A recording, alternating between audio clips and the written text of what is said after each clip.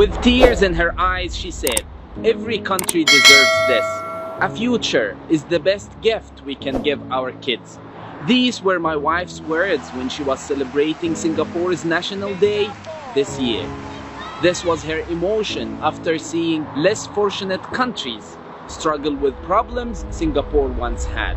The Singapore we know today wasn't always like this. Back in the 60s, there was racial tension that led to many deaths and hundreds of injuries. In the same period, Singapore became independent from Malaysia and had to decide its own fate. The economy wasn't stable, no natural resources, and many people had no jobs, housing, or formal education.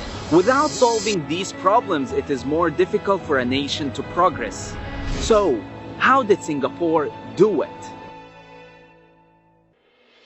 Education. Singapore focused on making an educated nation. 20% of the country's budget is spent on education. This is to keep it universal, practical, and relevant to the market needs. English was made the official language for teaching to suit children from all races. Mother tongue was still preserved and taught in schools. Primary education was made compulsory, and by this year, 97.5% of Singaporeans are educated. Education, it can't be stressed enough. An educated nation can communicate, socialize, and make better choices for themselves and their country. Housing. To solve the housing problem, the government launched a public housing program.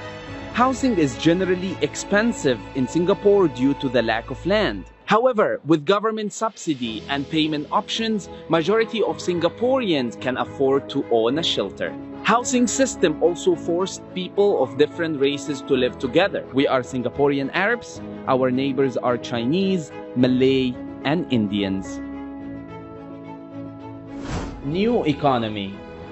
Upon independence, Singapore put together a plan to become a center for manufacturing and service industry.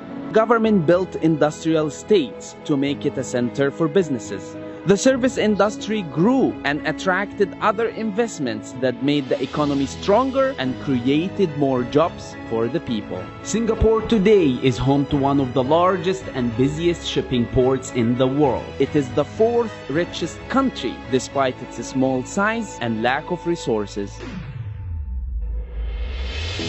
If you think your country is poor because you have no resources, remember Singapore. If you think your country is unstable because you have different ethnic and religious groups, remember Singapore. If there is one thing we can learn from Singapore, it is that the most valuable natural resource for a country is its people. God bless.